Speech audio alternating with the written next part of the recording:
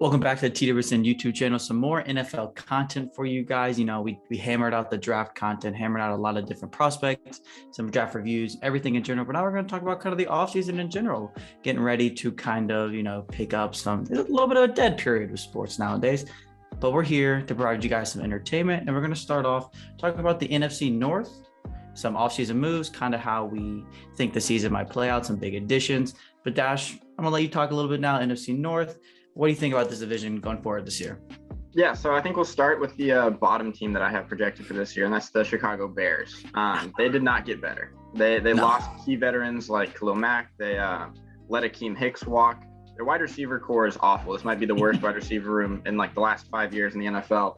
And the offensive line is just not good. So the team needs a lot of work. They won't be very competitive. Justin Fields is going to be running for his life. I think a bright spot is Jaquan Brisker. I like him out of Penn State as a safety, but I mean, when that's the biggest bright spot on your team, it's not going to be a great season for you. Yeah, I think the offseason was, if you're a Bears fan, pretty disappointing, obviously, but I think the way to look at it, I guess, with a little more light and positivity is they have the new regime there. They got the new coach and the GM and everything. So I think this is just their first feeling out year. They're going to go see what they got, draft the players they like, regardless of position, which is why they didn't draft wide receivers, offensive linemen, or whatever. They just drafted who they thought was the best player available. And then they're just going to kind of wait to put in their full roster of what they actually want next year. That's kind of what we see when teams bring in these new GMs and coaches. You can't just gut the roster and make it totally yours in one offseason. And I think that's just kind of what's going on with the Bears. I hope anyway. I hope this isn't kind of like the style they're going for, because like we alluded to, the wide receiving core is not very good. They drafted Felix Jones, who's a talented guy, but he's also just turned 25 years old and he's a rookie. So the long term of him is a little bit of a question. Just hopefully there's better days ahead for him. But you have Justin Fields, and that's kind of it. Montgomery's good, Mooney's good, but just not the most encouraging start for them. But I do think it's just kind of the GM, the coach having their feeling out year before they can really get and implement what they want onto the team.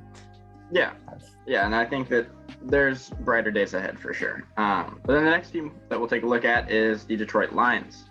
They got a lot better from last season. I really like what they did with the wide receiver room. They had a lot of guys they didn't do a whole lot last year. I mean, Amon-Ra St. Brown was solid out of the slot.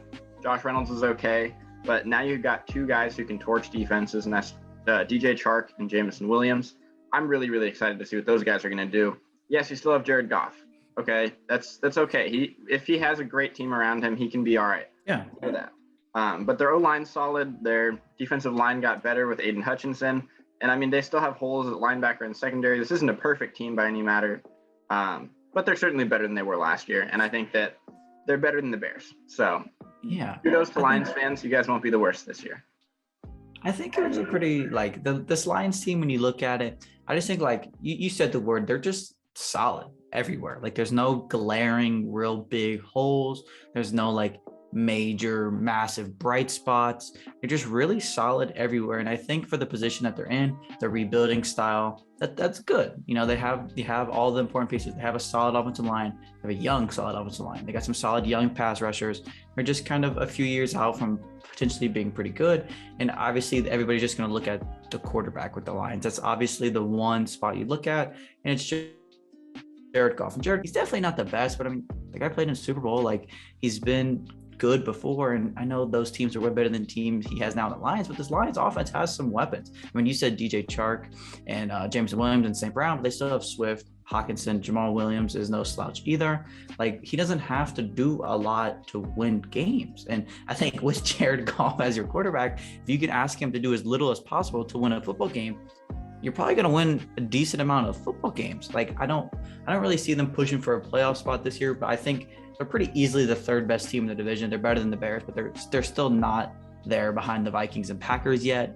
But I'm interested to see who you guys, your second team. I know the Packers and Vikings both kind of had a little bit of a different style of offseason. So who you got? Yeah, so I actually see both of these teams being playoff teams. But I do think the one that'll win the division is the Green Bay Packers. But we'll go with the Vikings first. We'll talk about them. And I think what the reason that I'm still not 100% sold on them is, I mean, their offensive line is still not complete. they don't have a great offensive line. And I mean, we know about their skill guys, right? We got Justin Jefferson, Dalvin Cook, Adam Thielen. They're great, right? We can't take anything away from those guys. But Kirk Cousins I've never been a fan of Kirk Cousins. He doesn't put your team over the top. He just takes you where you're going to go, I would say. And I mean, with their defense, it's good, but it's aging. I do like the addition of Zadarius Smith. Him and Danielle Hunter is going to be a great 1-2 pass rush duo. But I don't know. This is an aging team. If they're going to make anything happen, it has to be this year. And I mean, I do like Lewis Seen and Harrison Smith at safety. I think that he was a good draft pick. And yeah, we'll see what happens with their team. I think that this year has to be the year for them. So I do see them making the playoffs, making a deep run. I don't see that happening with Kirk Cousins at QB, but we'll see what happens. Yeah, I think the thing that kind of surprised me, and you talk about how they're aging a little bit, I thought this would kind of be more of like a step back year or not necessarily a step back year, but just adding more younger talent that can kind of help them win now. But I mean, obviously, they had some solid draft picks that was seen, like you mentioned, some other quality players as well. But like, I was really kind of anticipating more of a future build. You had the new head coach, but they just didn't really do that. They added some talent. Zadarius Smith, like you said, but again, he's not the youngest guy in the world. So I think, like, again, for this year, okay, they'll be fine. I think they'll be in the playoffs. They're a good team, but I'm really shocked they didn't do more for the future. Like, and they have Kellen Mond behind Kirk Cousins. I don't know if that's anything to write home about. They have plenty of, they drafted some running backs and have Alexander Madison behind Cook. They still don't have too much outside of Justin Jefferson. For the young receivers, KJ Osborne, Smith Marset, Irv Smith healthy now. That's pretty exciting. But then again, the defense is still aging. And their corners suck. I mean, let's be honest. Patrick Pederson is your number one guy in 2022 is not what you want to see. Yeah, I mean, thankfully for them, there's not the best receivers in the division. No. So I think maybe they kind of were planning on doing it, and they were like, oh crap, the Packers traded Devontae Adams. We don't have to do that anymore. But I'm just kind of surprised at the lack of future addressed for them. Like, they had a new head coach, bringing in the Rams offensive coordinator. I thought they would do more to euthanize and bring that offense to like a younger, dynamic front, and they just really didn't do that, and it kind of surprised me. Yeah, I mean, I think the biggest problem I have with the Vikings offseason is, what does their team look like 3 years down the road? I don't know. I mean, probably different quarterback. Who knows if Dalvin Cook's still going to be there?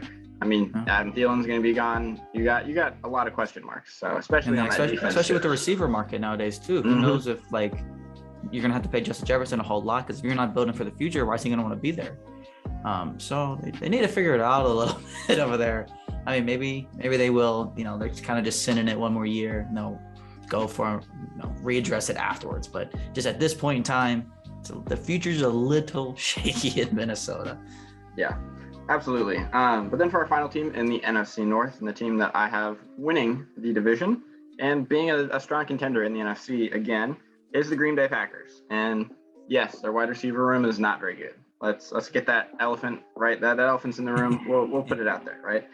Christian Watson, good draft pick in the second round. I do like that pickup. And I think hearing what Aaron Rodgers had to say about drafting a receiver in this year's draft class, if you didn't get one of the top few guys, which they weren't in a position to do without trading up, then no reason to take anybody in the first round. So I'd like going out, and I like getting Devontae Wyatt. I think that was a great pickup. He's going to help their defensive line. And I mean, with that, their defense is pretty darn good. Yeah. I mean, Kenny Clark, Devontae Wyatt. I mean, they added Jerron Reed in free agency. That D-line's solid. You have all-pro middle linebacker Devondre Campbell. You got a pass rush duo of Preston Smith and Rashawn Gary, who's a young up-and-coming star. So, I mean, and especially, they just locked up Jair Alexander, long-term contract. Yeah, and, their secondary is good. Adrian Amos, Darnell Savage, right? And being able to name all of these good defensive players, it's not by accident. Packers are built to have a great defense. And, yes, they're pretty much relying on Aaron Rodgers to carry their offense, which, hey, he's a two-time MVP, back-to-back these last 2 years. So he's great, don't get me wrong. But, he doesn't have any help. You got Robert Tonyan is probably his best receiving target. coming off of a torn ACL. Yeah. So I think there's a lot of question marks. Aaron Jones is great. A.J. Dillon's good. But, again, and then passing age of the NFL, what are you going to do when you need to get a third down and 8? Who are you throwing it to? That's my biggest question mark. But I still think they're the best team in the division. and I do think they'll secure a spot in the playoffs. Yeah, I'm pretty confident they'll win the division as well. It's a little bit different for the Packers this year. Everybody kind of always focused on Devontae Adams and Aaron Rodgers, rightfully so. It was totally called for. But I'm really glad this defense is going to finally kind of get the credit it deserves. And it's been a little slept on the last few years. And I think like you can make the argument, if you're just looking at this defense on paper, it's probably the most complete unit in the NFL. Like, yeah, they don't have the high, like most star power, you know, like maybe the Chargers or even the Rams, but like just from a complete unit, like they have really good guys at every position. And it's really deep. The defense is just really good. It's really good. And I think that's kind of what they're going to lean on this year. It's going to be a little bit different. I think they're going to probably run the ball a little bit more. Obviously, without Devontae Adams, you're going to run the ball a little bit more. The receiving room is obviously a little bit of a concern. I mean, Alan Lazard's still there, really. Randall Cobb, you know, if he's really Aaron Rodgers' guy, maybe. They drafted, you know, Romeo Doubs later, Samani Toure later, you know, some flyers. They added some depth.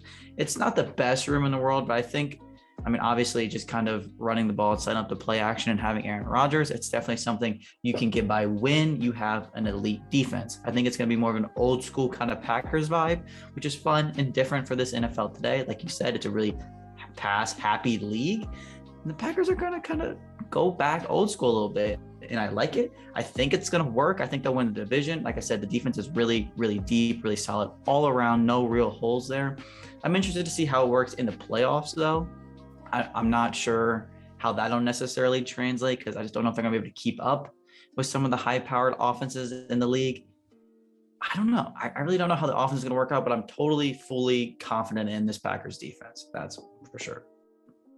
Yeah, I think you've said it all. I mean, we'll see what happens, but I think this is going to be a competitive division between the Packers and the Vikings, and it should make for an interesting race towards the end of the season. Yeah, so I think our final rankings, we got number 1 Packers, number 2 Vikings, number 3 Lions, and number 4 Bears. Yeah, and something to talk about, we kind of touched on it too, is just how different this rankings might look in 3 years. Because the Vikings haven't really planned too much for the future. The Packers haven't planned too much for the future. The Lions are all future. The Bears are like not there yet, but it's obviously going to have to come. And they have Justin Fields. So like there's a chance in 3 years, it's not necessarily going to be flipped totally.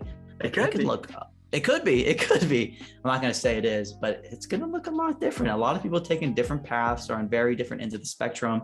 It's going to be an interesting few years in the NFC North, and I'm really excited to see how it shakes out. But, you know, that's going to kind of wrap up the NFC North video for you guys. We're going to be breaking down every division, so make sure you follow along here on the TWSN YouTube channel, follow along on Twitter and all the social media so we do not miss any NFL content. Like I said, that's going to wrap things up today, and we're looking forward to seeing you guys in the next video.